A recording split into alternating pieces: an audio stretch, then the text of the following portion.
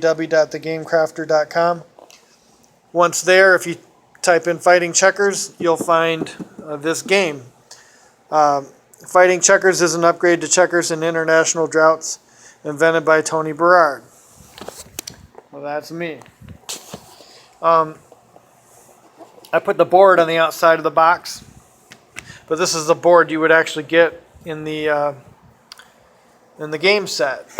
The board is actually the same board on the other side. The way they print their boards on the Game Crafter site is to print the same thing on both sides. So that way if this gets a little worn, you flip it over and you got a couple more years of use. Alright, well, Fighting Checkers, the files are labeled A through J, and the ranks are numbered 1 through 10. So like this is the square E5. When you do notation, you can do a from square and a to square, and it'll works out all right. All right, so I began the talk of Fighting Checkers earlier. Here's a checker piece. It's just a little cube, and a checker piece can move one spot forward to these 3 spots. So it can go diagonally like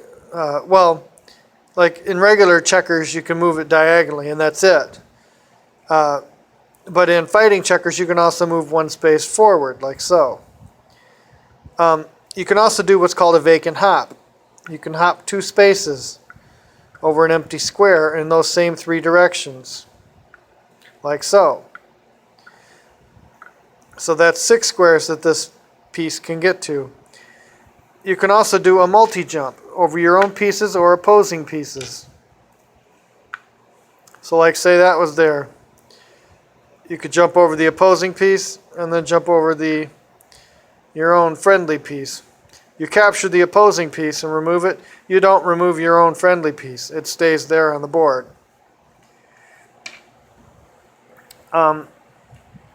And so when you get a checker to the end of the board, it becomes a king or a crown. A crown in this Game Crafter set is a star piece. A star piece does what a regular piece does. Let's say it was here. You can go 1 space in any direction. So instead of 3 directions, you get 8 directions. You can also do a vacant hop to these 8 squares. So that's 16 squares. You can also do multi-jumping. Like say, let's say we had that. So like this piece here is a knight away and it looks like you can't get to it. But with a king piece, you can jump over your own piece, jump over your own piece, and then jump over the opposing piece. So these checker pieces are really wild. They can do a lot. And if you get 2 or 3 of them, you can work them together. In Fighting Checkers, you must move 1 piece. That's the arrow of time in the game. So each turn something will happen because the rules declare that you must move 1 piece according to these rules. And you have the option of moving a second piece as long as it's different from the first piece. And that's about it. You want to either run your opponent out of moves or capture everything from your opponent. That's the object of Fighting Checkers. And so, with that, the way the hybrid goes is you get a row of checkers like so as your second rank pieces. Let me get 10 of these guys. There's the 10th one. So that's the second rank. The first rank is what you would think: a rook here, a bishop here, a knight here, and then a rook over here on the other end. The queen doesn't take her color. In chess, she takes her color, In this game, the queen does not take her color. The king takes her color. Because the extra 2 ranks changed the dimensions of the board enough to where it doesn't happen anymore that she takes her color. Then a knight. Where's the bishop? Here it is. And the bishop goes there. So what goes in these 2 spots here is the checker king. 1 there. And 1 there. And then there's a row of pawns. So the chess pawns are still here in the game. There's 2, 3, 4, 5. There's 10 of them. You need 2 sets of chess pieces and 2 sets of international draughts pieces. So if you bought 2 standard tournament chess sets of the Staunton design and 2 international draughts things, you could use the 10 by 10 board from one of the international draughts sets along with the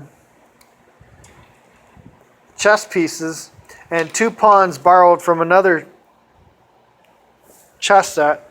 So there's the pieces. So rooks, knights, bishops here, then the checker kings, then a queen and a king. The king takes his color. There's a row of fighting checkers and a row of fighting pawns. The checker pieces, for like the white's first move, a checker piece can do that. And a checker piece can do that. So white's first move, there's a whole bunch of them. You can move up 1 or 2. You could move one of these guys in the middle, out here or out here. Or you could move, like a middle one, up 2. So there's a whole lot of first moves for this game. You could also do a single move, like in the middle, or something like this. Because in your next turn, you could get your checker king out really rapidly. All right, a similar setup occurs on the black side of the board. I'll come over here and set up this side. Actually, I'm going to pause the video and set up this side because I'm running out of time. Okay, so I've got the black side set up now. Let me see if I can get a good angle shot here of the game. So there's the rook, the knight, the bishop. There's the fighting, the checker king. That's the king, the queen. Notice the queen is not on her color, the king is. This is a fighting checker king. It's a star. Bishop, knight, rook. Then there's a row of the cubes. Those are the fighting checkers, and this is a row of pawns. That's the chess pawns. You can see they're cubes and chess pawns. So this is the beginning setup for. So this game is the beginning setup for a hybrid. And so white could move some. White gets 1 turn. Let's say white does that. Then black gets to move up to 2 turns. And it's optional in this game. In fighting checkers, the first move absolutely must be done. In hybrid, because the game objective is to capture the king, then it's completely optional. You could pass. But anyway, let's say black does this,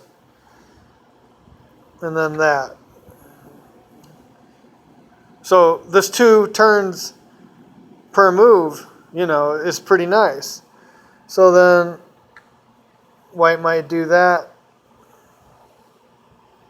And then 1, 2, 3, and that's it. So the checker king came out to here, then hopped over the piece, and then hop over this pawn. That'd be a pretty waste of a move, but at any rate, I just showed it just because it was there. Fighting chess pawns can capture straight ahead. So let's say he captures the checker king. Oh, and he gets another turn too. So let's say he brings his checker king out, a hop over there. And let's say 1, 2. So you can hop over your pawns with the checker pieces. Then let's say we move a pawn up there. Then we can get the knight out like so. And then let's move the bishop and the knight. Oh, because this is a fighting knight, you can move it one space. That makes preparation for a castle. Well, that's the queen anyway. Got to get her out of the way. Alright, won't happen till next turn then. So then, let's say we do this and this. So black will be able to castle next turn. And then we'll move checker piece out and then move the queen up. That's the 2 turns there. So then we do a fighting bishop move by going forward, changing the bishop colors. And now black can castle,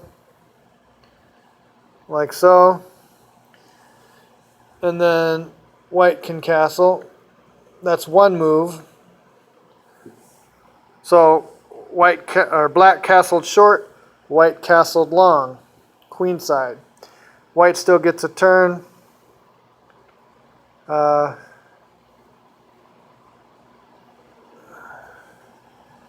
Yeah, the pawns can't move diagonally. The checker pieces can, but the fighting chess pawns, they only capture diagonally. The only benefit they gained is to be able to capture straight ahead, but they can still move straight ahead. And so you can see it takes even a few turns, even with 2 turns per 2 moves per turn. You know, it still takes a few turns to get this set up, maybe 10, 12 turns. But that's not really much more than a regular chess pregame. And you can see the much greater depth in this game. So people are going to have a lot to crack this nut. It's a tough nut to crack. I guess that's the expression. So please enjoy playing hybrid. This miniature chess game was by Classic Games. So yes, thegamecrafter.com. My name is Tony Berard, signing off.